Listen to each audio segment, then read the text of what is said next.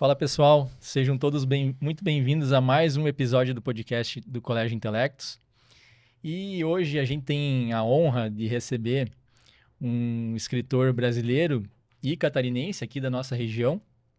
E a gente vai mergulhar aí no mundo do suspense, do terror e policial da nossa literatura. Não é, Prof. Lilian? Tudo bem, boa tarde. É isso mesmo, Lucas. Hoje nós temos a honra, então, de receber o Pablo Zorzi, falei certo? Escritor catarinense, né? Ele é autor do Homem de Palha e Colheita de Ossos, obras que figuraram entre as mais vendidas do Brasil. Seja muito bem-vindo aí, Pablo. A gente quer agradecer a tua disponibilidade por ter aceitado vir aqui gravar um episódio conosco. Para nós é uma honra e seja muito bem-vindo. Obrigado, Lucas. Obrigado, Lilian. Obrigado ao pessoal do Colégio Intelectus pelo convite. E vamos tentar conversar e falar um pouco sobre essa área tão obscura, que não deveria ser nada obscura, que é a literatura, os livros. Vamos tentar fazer o povo criar um hábito de leitura. Por isso a gente está aqui para falar a respeito disso. É suspense, é terror, é policial, mas é leitura. Principalmente na nossa sociedade, né? Hoje o brasileiro não gosta muito da leitura, né, Pablo? Infelizmente, não faz parte do nosso dia a dia ler. Existem pessoas, mas são poucas as pessoas que têm o costume de ler, né? Então, a gente deveria ler mais, ao invés de assistir TV ou assistir filmes, a gente deveria ter essa cultura, né? Infelizmente, a gente não tem. Mas que bom que você veio aqui para passar as tuas experiências e, quem sabe, inspirar muita gente que está nos assistindo, né? É isso aí, vamos falar sobre... Pois é, sobre a leitura, Lucas. É difícil explicar o motivo do pessoal não gostar de ler. Porque quando eu era criança e ia no colégio, eu lembro muito bem que os professores faziam barro para os alunos lerem. Uhum. E hoje é a mesma coisa. Eu estava conversando com os professores lá do Intelectus e dá para ver o brilho no olho deles tentar fazer o aluno ler. E dá para ver a frustração quando uma professora me disse até a quarta, quinta série eles amam ler. Depois eles começam a abandonar e chega no segundo grau, ninguém mais quer saber de livro. Infelizmente, né, Paulo? Infelizmente. Mas eu acho que isso é muito da nossa cultura, do nosso berço, né? Porque um colega meu de trabalho, ele veio dos pais dele, ele lê todos os dias. Todas as noites ele lê um pouco. Nem que seja uma página ou 10 páginas, mas ele deita na cama e lê um livro. E isso eu acho que veio muito dos pais, eles moraram um pouco no Canadá, os pais já liam e passou para ele. Então hoje é um costume dele. Ele, ao invés dele acessar o celular para ver alguma notícia ou para ver o Instagram, ele vai ler uma página ou 10 de um livro. Então tá na cultura dele, né? Então eu acho que talvez isso falte também um pouco para nós. Tá, né, e é habitual, né, Lucas? É um hábito. É como qualquer outra coisa. Eu vou deitar e vou ler 2 páginas. Pega um livro, deixa na cabeceira. Quando você deitar, no começo eu sei que é chato. É chato tu fazer alguma coisa que tu nunca fez, até tu pegar o gosto. Só que depois que tu pega o gosto, Lilian, te ajuda até a dormir. Com certeza. Porque tu não tá na tela, tu não tá na TV, Sim. tu não tá com aquele brilho no teu olho antes de dormir. E quem tem problema de dormir, gente, em vez de tomar remédio, leia um livro. Porque ler dá sono. Não porque é ruim, porque dá sono, porque te relaxa. Relaxa, Tu viaja junto com a história, teu cérebro pensa, teu cérebro cansa. E sei lá, eu acho que é melhor remédio do que muito medicamento. Bom, Pablo, a gente quer conhecer um pouquinho mais da tua história, né? Então, temos algumas perguntas aqui para entender um pouquinho mais como tudo aconteceu contigo, né?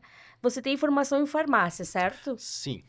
Então, a gente quer entender como foi essa transição de um campo mais científico, né, para a literatura de suspense, onde você realmente tem que usar bastante criatividade, desenvolver personagens. Como foi isso para ti? Conta um pouquinho para nós.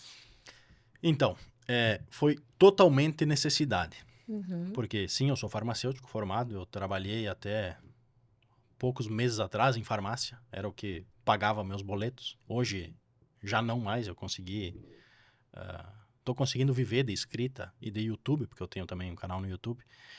E eu era funcionário público 20 horas semanais. 20 horas semanais é 4 horas diárias. Eu tinha meus 25 anos, trabalhando 4 horas por dia e 4 horas fazendo nada. E eu tava com uma comichão dentro de mim, pensando, eu preciso inventar alguma coisa nessas outras 4 horas. Só que eu preciso inventar uma coisa que não me dê tanto trabalho, tanto serviço. Eu pensei, eu vou escrever um livro. E não é que eu sentei na frente do computador, decidido a escrever um livro, e saiu um livro. Uma fantasia medieval, bem aquele estilão Senhor dos Anéis, Harry Potter, que é coisas que eu gostava e ainda gosto. E geralmente a gente começa a produzir, a gente começa por coisas que a gente gosta. Então foi ali que eu comecei. E foi assim, foi por necessidade. Eu decidi que eu ia escrever um livro, sentei e escrevi um livro. Simples assim. Que legal, né? Maravilha, né? É, uma história bacana. Sim. Então, esse foi o teu clique, né? Essa que foi a tua mudança. Foi por uma necessidade, como você comentou. E o fato de você escrever sobre suspense, sobre essa área policial, sobre terror, teve algum livro que te inspirou, algum filme, algum professor? Teve alguma inspiração ou não? Você foi desenvolvendo isso ao longo dos anos, conforme você ia escrevendo? Como é que foi você chegar no atual gênero de escrita que você tem hoje?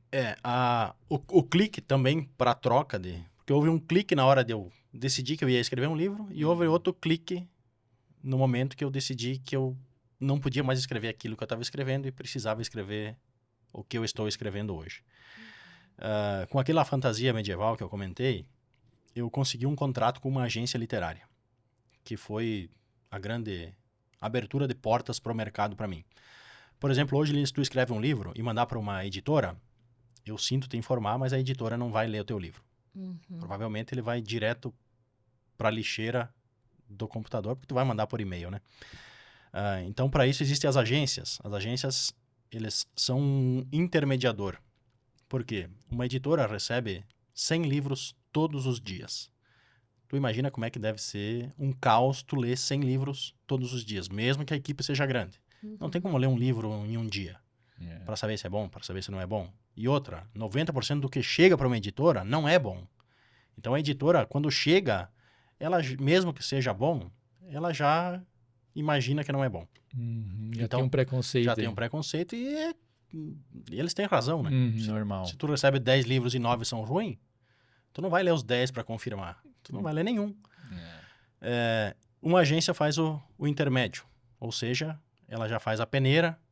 Então, quando chega na editora, a editora já sabe que é o um bom entre os 10 ruins. Então, eles vão ler.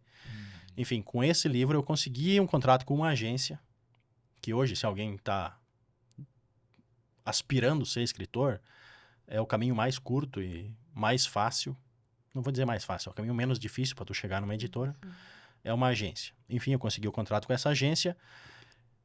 E aí veio o primeiro balde de água fria mercadológico, que é fantasia medieval não vende no Brasil. Nunca vendeu e não vende e também não acho que no futuro vá vender. Então a editora, a agência chegou e falou para mim: Pablo, tu pode continuar escrevendo o que tu ama, que é a fantasia, dragões, reis, rainhas, reinos, ou tu pode ir para um plano B e tentar sair da gaveta.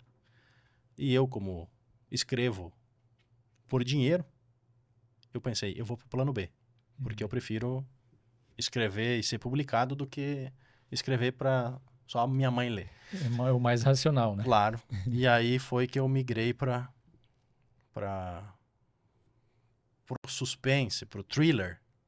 Porque essa nominata de thriller, suspense, policial, para mim é tudo dentro da mesma xícara. O gênero é o mesmo, só muda o... Enfim. E aí eu comecei a escrever o Primeiro Contato, um livro muito estilo Dan Brown, assim. Eu sempre gostei muito de Dan Brown. O Dan Brown usa a história como pano de fundo. Por exemplo, em Código da Vinci, ele usou a história de Jesus. Isso. Eu usei sinais extraterrestres, sinais alienígenas, para criar uma história em cima daquilo. Funcionou. Aí eu tive que abandonar a fantasia e hoje não volto mais. Não volta mais, né? Não. Que bom, então. Né? Que bom, né? E esse romance seu de estreia, ele foi um sucesso enorme, né? Na Bienal do Rio de Janeiro. Conta pra nós um pouquinho como foi pra ti esse impacto que tu recebeu de ver o teu livro aí fazendo tanto sucesso, sendo tão bem recebido.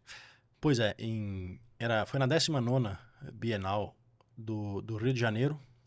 Ele foi lançado, sei lá, 60 dias antes da Bienal. Uhum. E a editora me convidou a ir à Bienal. E eu topei ir pra Bienal sem saber que eles iam me pagar até o hotel. Olha só. Eu achei o máximo. Eu achei aquilo... Sei lá, eu tava me achando o novo Stephen King. E aí eu cheguei lá. Na chegada eu já vi que o livro estava entre os mais vendidos. Eles sempre têm um painel dos 10 livros mais vendidos. E o livro estava lá em, sei lá, 6º, 7º. Pô, que bacana. E eu pensei, opa... Ou o povo gostou, ou é porque é lançamento, todo mundo quer saber o que tem ali e tá ali. E ocorre que a feira tinha 10 dias, tava lá em 7º no primeiro dia, e para espanto meu, e não só meu, acho de todo mundo, porque quem é que ia dizer... Imagina.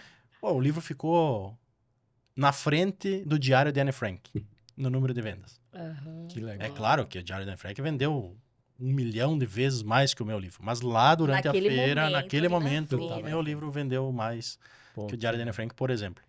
Isso deve ser E... uma sensação de dever Porra, cumprido, né? oxe. Pô, aquela agência eu acho que me fez um bem. Fez. Principalmente por ser uma estreia, né? Que traz tanta ansiedade, né? Que você fica naquela expectativa de que vai ser bem recebido ou não.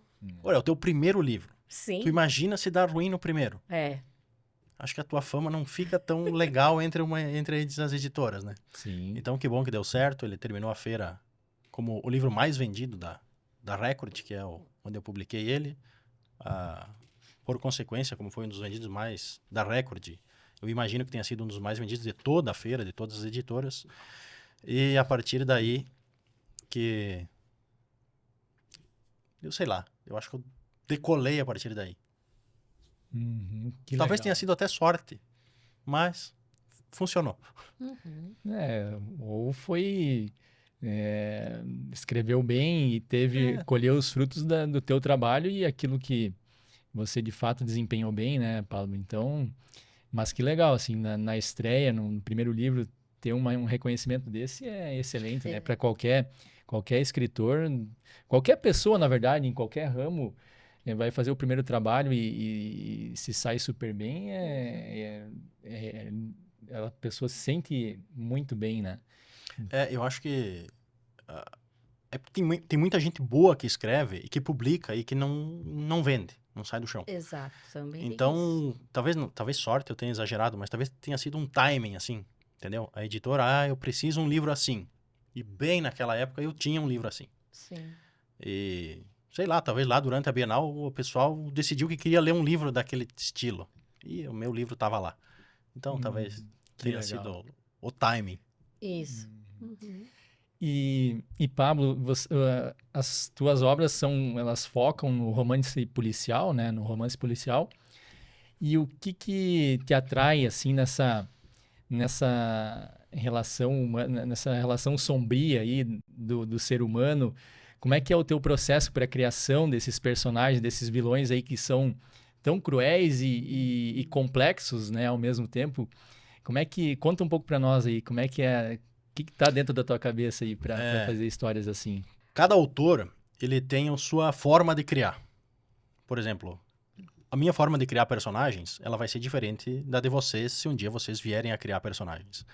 O meu personagem é totalmente na aleatoriedade, novamente. Por exemplo, eu preciso agora de um policial para começar o livro. Tudo bem, o policial nasceu. Nasceu do quê? Você se inspirou em alguma coisa? Geralmente não. Geralmente vem da necessidade. Daqui 10 capítulos eu preciso de alguém para ajudar esse policial, porque ele não está dando conta para pegar o suspeito. Então, o que eu vou criar aqui? Uma mulher para ajudar ele, talvez uma agente de polícia, criou. Qual é a cor do cabelo dela? Não faço ideia. É claro que eu tenho uma ficha inicial com com algumas informações básicas, onde aí sim eu coloco a cor do cabelo dela é essa, o pai dela é esse, a religião dela é essa, ela é feliz, o policial é angustiado, o policial é viúvo. Uma ficha inicial, assim, a gente sempre faz do Sim. personagem. E pode ocorrer um caso no seguinte sentido: você criou o personagem lá no início, com essas características que você citou agora, e vai acontecendo a história, você vai desenvolvendo a história, e no meio do caminho você viu, pô, eu acho que seria legal ele ser assim, ou ser de outro jeito. Isso tem essa possibilidade, ou já ocorreu isso, ou não? O ideal é manter como ele você já traçou ele desde o início e manter ele assim até o final. Ou pode ter uma reviravolta ali no meio da história e você dá uma repensada. Uma reviravolta de personalidade é difícil de tu fazer, por quê? Porque se a pessoa é amargurada desde o começo, provavelmente ela vai ser amargurada até o fim. Ela não vai, de repente, virar alguém alegre por nada. A não ser que aconteça alguma coisa no enredo, ali no plot, que faça ela ficar feliz de uma hora para outra, tipo ela ganhou na Mega Sena. Que tem um sentido, no caso, né? Faça sentido, né? Então, é claro, dá para mudar. Só que não é o ideal, né? E não é muito comum, tu prefere... Não é comum, porque como eu falei, se você é uma pessoa alegre, tu pode até ter alguns desvios de caráter no meio do caminho. Hoje eu tô triste, mas você é, por consequência, uma pessoa alegre. Mas hoje A eu tua estou essência, triste. no caso, Claro, né? a essência é a alegria. Pode um dia eu não estar alegre, mas não dá pra... De repente o cara não tá mais alegre. Por quê? Porque o autor quis. Não, daí não dá, né? Não fica legal. Não fica, e o leitor percebe quando tu tá brincando com ele, quando tu tá fazendo coisa que não devia. O leitor crítico, ele é inteligente, mais inteligente do que a gente imagina. Ele é atento. E ele te cobra depois. Então tu não pode fazer qualquer coisa, não. Sim. A história de, eu vou fazer isso. Calma, só faz isso se a história te der abertura para fazer isso. Senão não inventa moda. Bacana. Bom, gostaria de falar um pouquinho mais sobre a questão da leitura, né? A gente iniciou falando sobre a dificuldade que a gente vê, né, nessas novas gerações, em especial, como que realmente não faz parte do hábito de muitas famílias, né? Eu acredito que a leitura e o amor à leitura, ela tem que começar dentro de casa, né? Lá com os pais, incentivando, comprando livros, às vezes deixando de comprar um brinquedo para comprar um livro para a criança, criando, né, esse amor, esse vínculo, né? E hoje, infelizmente, a gente vê que realmente há uma grande dificuldade em muitas famílias. Queria que você falasse um pouquinho como um leitor, acredito que assíduo, você falou que te influenciou bastante em muitos momentos, vários escritores, vários livros, né? O que você poderia aconselhar para os nossos estudantes que não gostam tanto de ler, assim, de uma forma mais prática para o nosso dia a dia?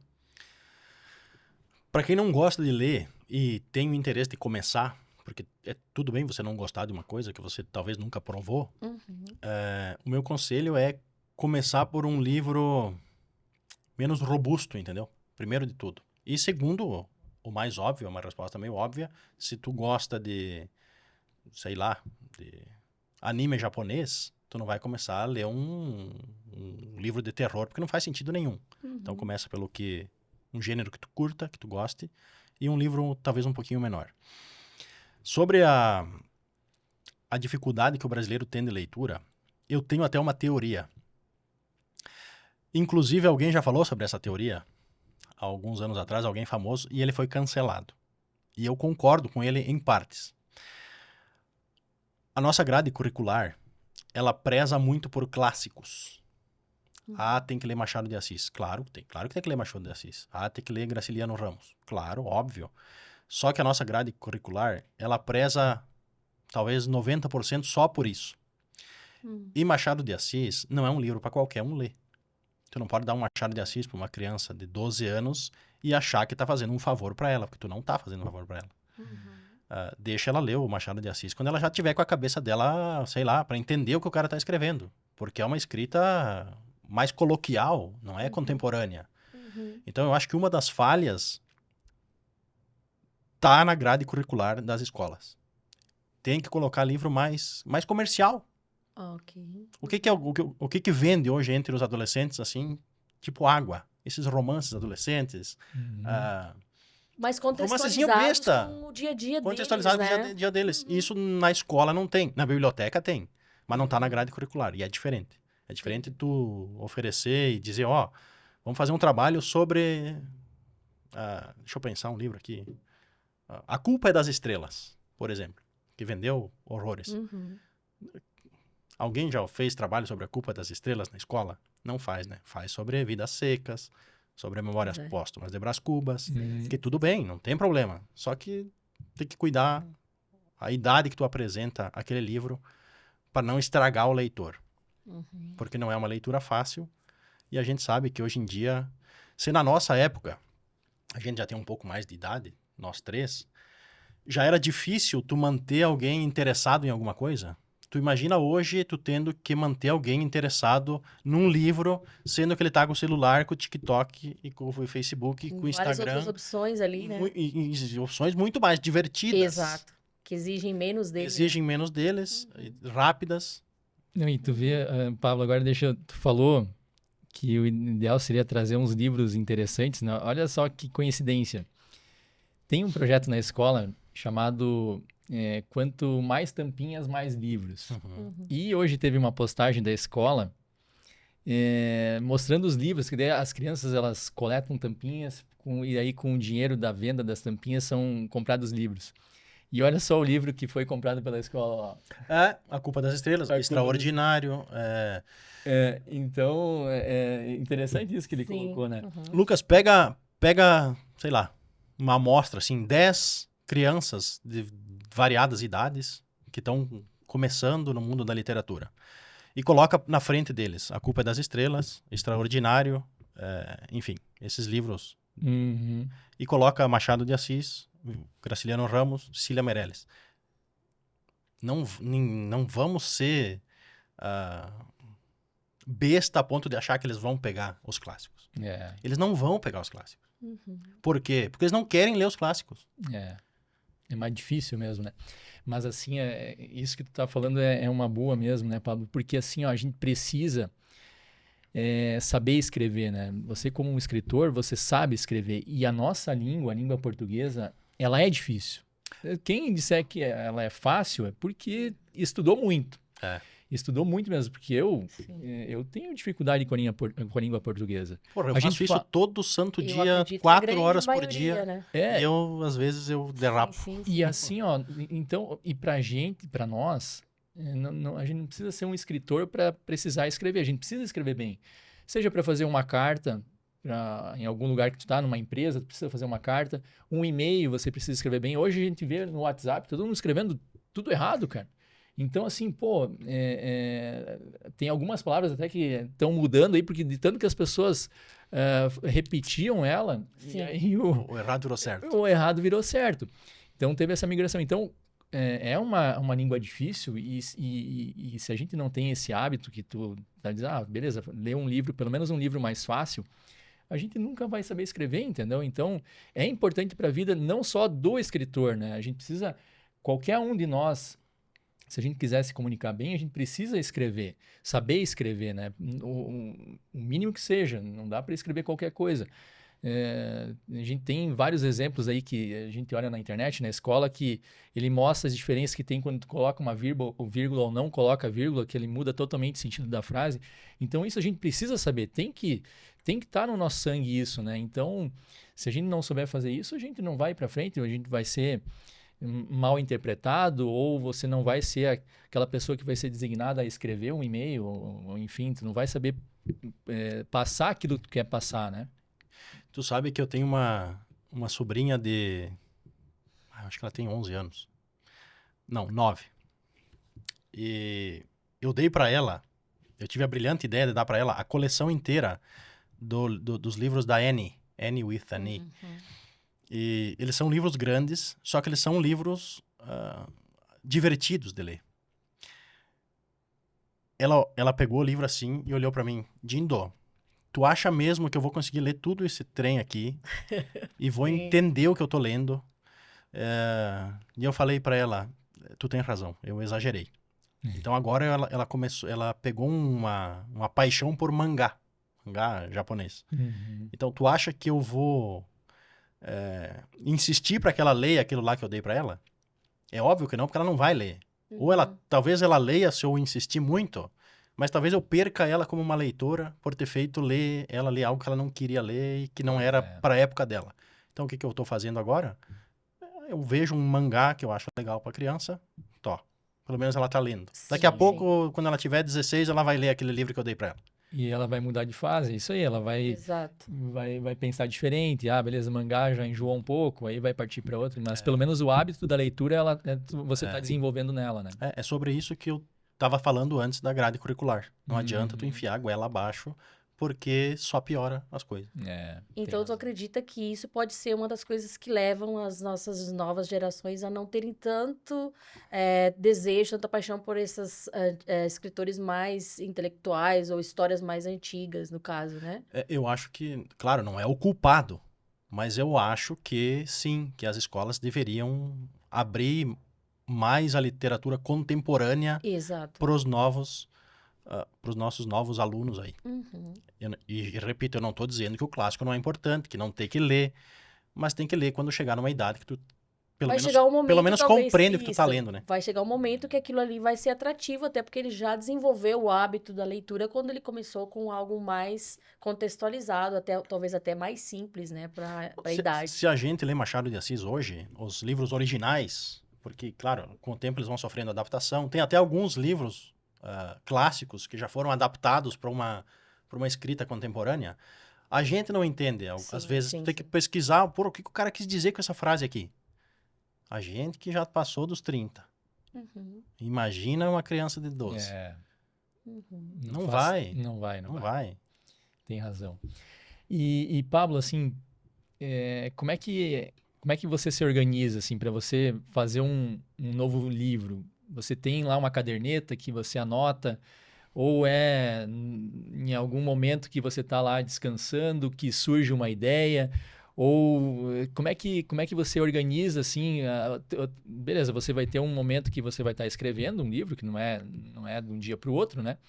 Mas tem aquele momento, assim, que você, eu acho que seria legal eu escrever sobre isso. Aí você anota ali numa agenda. E aí, depois de mais alguns dias, tem mais uma outra ideia, vai anotando lá, tem isso ou não?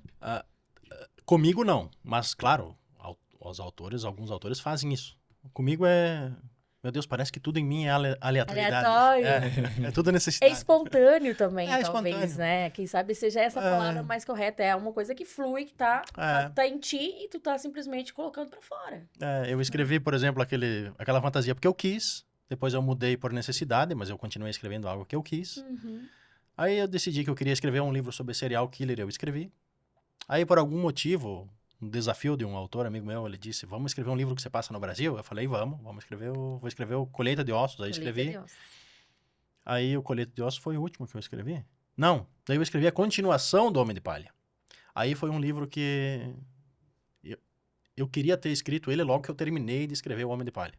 Só que isso se passaram 2, 3 anos e o mercado tem apetite voraz. O Homem de Palha vendeu muito bem. Quando vende muito bem, o que a pessoa faz? O que a editora quer? Quer mais. Então eles disseram, Pablo, escreve o 2 aí. E eu falei, ok, vamos escrever o 2. Aí eu escrevi o 2. Aí eu pensei, agora eu quero escrever não quero mais escrever policial. Policial, aquele correndo atrás do bandido. Que é o que basicamente é todos os outros livros meus. Eu quero escrever um suspense sobrenatural. Eu escrevi. Terminei faz uns 15 dias. Então agora eu cheguei num ponto que eu sempre escrevi o que eu quis, mas hoje eu prezo mais para escrever o que eu sei que vai vender. Por exemplo, eu ainda estou numa fase de que eu não quero começar a escrever nada porque eu terminei há 15 dias e eu sempre me dou um tempo. Porque escrever, gente, é chato pra dedéu. É cansativo, é solitário. Até tem uma curiosidade. Quanto tempo, mais ou menos, assim, questão de tempo, leva pra você concluir um livro? Depende muito, mas, por exemplo... Da tua dedicação, do tempo que você dedica? Claro, mas, por exemplo, eu nunca escrevi um livro em menos de 1 ano. 1 ano foi meu recorde e eu não sei se eu vou conseguir bater novamente. Geralmente é 1 ano e meio, 2, o que é péssimo, porque geralmente tu tem que publicar um livro por ano. E se tu demora 2 para escrever um livro, a conta não vai fechar, né? Exato. Mas, enfim, o próximo livro que eu vou escrever, que eu em breve vou começar, talvez mais uns 30 dias, eu até hoje, nesse momento, eu não sei sobre o que vai ser, sobre o que vai se passar.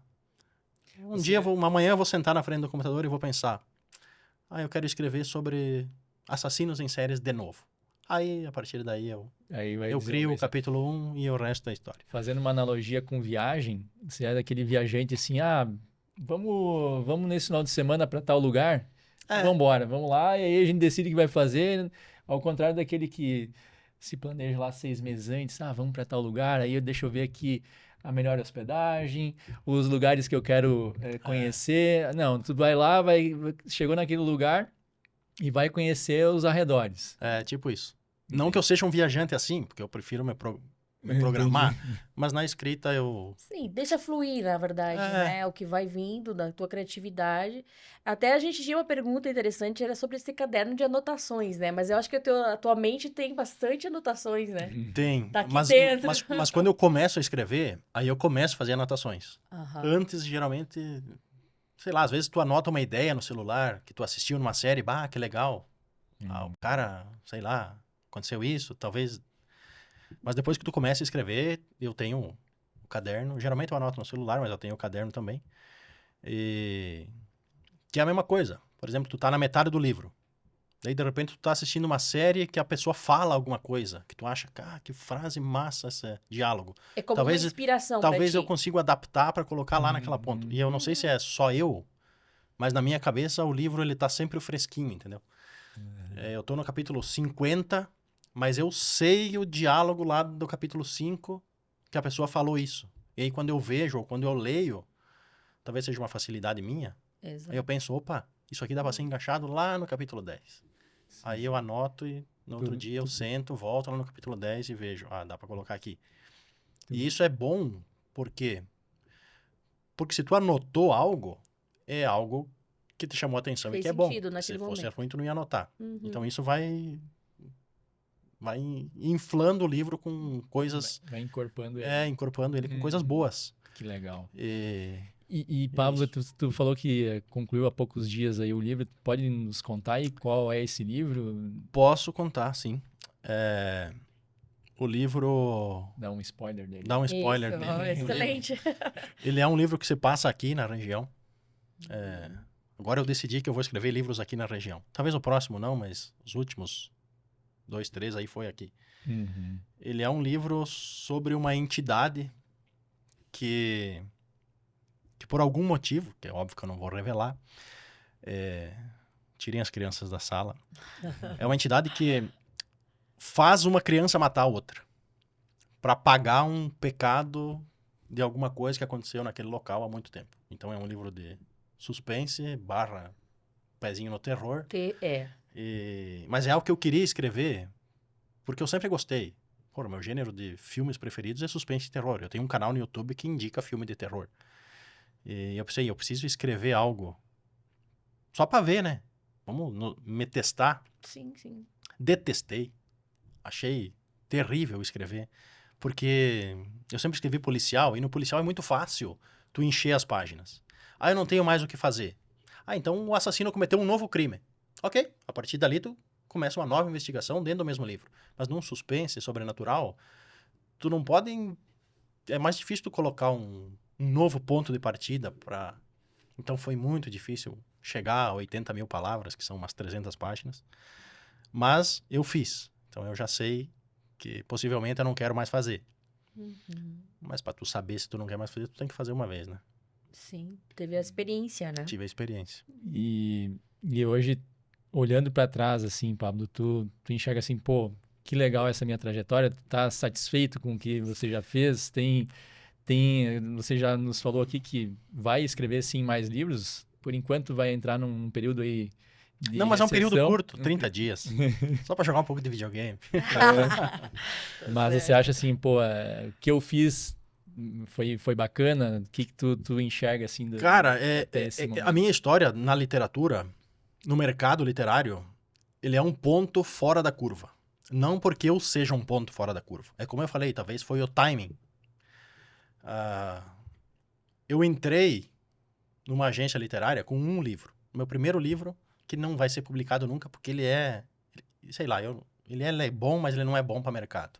Mas ele foi bom o suficiente para eu... Talvez eles tenham percebido que eu escrevesse bem, que a história era ruim, mas que eu escrevia bem. Então, a minha primeira editora foi a Record. A Record é o sonho de todo autor. Todo mundo quer estar na Record ou na Companhia das Letras. E foi a minha primeira. Então, como é que eu vou reclamar do meu começo? Não vou reclamar nunca. Certeza. Então, eu sempre tive um anseio de escrever um livro. Então, eu consegui escrever o livro. Depois, eu queria publicar um livro. Aí, eu publiquei um livro. Depois, eu queria meter na lista de mais vendidos. Eu consegui. Depois, o teu sonho, ele vai mudando. Depois, eu queria vender o meu livro para virar série e filme. Ou filme. Consegui. Vendi O Homem de Palha para uma produtora de audiovisual. Depois, eu queria, sei lá, o meu sonho de vida, quando eu comecei a escrever, foi chegar na Companhia das Letras. Que talvez seja, sei lá, a maior editora do país. E eu anunciei semana passada que Vai estar lá. vou estar lá. Vai estar Já estou lá, já Parabéns. assinei o contrato. Que legal. Então eu não tenho do que reclamar. Só que eu preciso deixar claro que não é assim que o mercado funciona. Como eu falei, a minha história foi um ponto fora da curva. Então não pense que é assim que funciona. Eu não tenho do que reclamar de jeito nenhum. O destino foi muito bondoso comigo. Sim. Olha para trás e fica satisfeito. Totalmente. Que legal, uma sensação de dever cumprido. Não que você tá com o dever cumprido, mas Cara, uma mas sensação boa, assim, né? De, pô, Alcançou aqueles objetivos e, na verdade, sonhos, né? Que tu tá... É legal da minha parte, é óbvio. Eu achei o máximo o que eu fiz. Mas, ao mesmo tempo, se alguma pessoa... Eu conheço muito autor bom, mas bom mesmo. Talvez melhor que eu. Que ainda não saiu da gaveta. Tá no limbo. Aí, por quê? Por que pra ele não e pra mim sim? Pois é. E daí ele me pergunta, mas como é que tu fez? Cara, eu não sei. Tu não tem não essa sei. resposta pra essa Eu não tenho uma pergunta. resposta. Parece que foi acontecendo. Uma coisa puxou a outra, que puxou a outra, que puxou a outra. Pra mim aconteceu, e pra ele não acontece. Uma pitada de sorte? Pode ser. Talvez. É como eu digo, às vezes é o que eu repito, é o timing. Uhum. Daqui a pouco, uma editora vai precisar um livro de vampiro e o cara escreveu um livro de vampiro. Pronto. Talvez era isso que estava faltando para ele deslanchar. E para mim aconteceu logo no começo.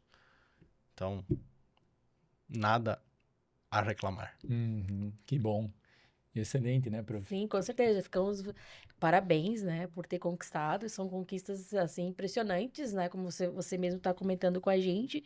Mas tem ainda alguma outra coisa que você gostaria de colocar, que ainda está na gaveta ou está no sonho, que você gostaria de compartilhar com a gente? Olha, as minhas metas de escrita eu já bati quase todas, como eu disse. Livro mais vendido, daqui a pouco virar filme e série, chegar na editora que eu queria chegar. Talvez hoje meu maior desejo seja ter um livro traduzido, publicado, sei lá, em espanhol ou em inglês. Isso ainda não aconteceu. Sim. Claro, tem gente trabalhando para isso, mas ainda não aconteceu. Então, talvez essa seja... É uma maneira de ampliar muito mais, né? Do que não ficar só no nacional, né? Mas ter... porque se tu publica para o espanhol, olha o leque, né? Aham. A quantidade de países que falam a língua espanhola é muito maior do que se fala a língua portuguesa. E para inglês, aí, não preciso comentar, né? Que bacana. Vamos torcer, né? Vai dar certo. Talvez dê, talvez dê. Eu acho que tu tem o potencial e o gasto total pra Vamos fazer ver. algo desse estilo, né? Sim, com certeza. É. E Paulo, assim, tu comentou que tem um canal no YouTube. Tem. Fala aí um pouco para nós, onde é que as pessoas encontram os teus livros, te encontram também nesse meio digital aí no Instagram, no teu canal do YouTube, para conhecerem um pouco mais, quem não conhece, né? Para se aprofundar um pouco mais em Pablo Zorzi. Os livros, em qualquer livraria do Brasil tu encontra, online, físicas. Se não tem, é só pedir que eles são muito bem distribuídos pela editora. Então isso, de não ter onde comprar não vai ser um problema. O acesso é fácil. O acesso é fácil. Sobre o canal no YouTube, é um canal que eu indico filmes de terror. Chama Capivara Zumbi. Capivaras? Capivara Zumbi. Zumbi. É um nome estranho, como o canal é. Porque ele é um canal voltado... Tem muita gente que indica filmes de terror na internet. E eu sempre gostei de filme de terror e eu pensei... Talvez eu consiga fazer igual, mas um pouco diferente. Então eu indico filmes de terror fazendo piadinhas no meio. É um canal meio brega, assim, sabe? Meio comédia. E ficou legal, o pessoal acha legal porque é estranho tu falar de terror fazendo piadinha, falando besteira. Eu acho que dali que o canal já tá com um tamanho legal, tá com 190 mil inscritos. E é isso. Capivara Zumbi. Pesquisem aí que vocês vão ter umas dicas de filme de terror. E Instagram tu tem ou não? Instagram tem pablo.zorzi, mas lá eu não sou muito de rede, sabe? Uhum. Eu tenho o Instagram porque é uma necessidade, né? Sim. Hoje Eu todo tenho mundo vai em casa. eu tenho Instagram mais pelo trabalho, é claro que eu posto coisas pessoais, mas ele é mais para o pessoal poder me encontrar em algum lugar e falar comigo em algum lugar do que por necessidade. Então eu não posto muito. Inclusive, eu tô lá. nós aqui, a gente entrou em contato com o Pablo pelo Instagram, né? É verdade. Então, E hoje o Instagram dá pra gente conhecer um pouquinho mais também, né? Assim, tu posta bastante Claro. tuas viagens, né? Os lugares legais que você já conheceu, vários. É. Então, isso também é muito interessante.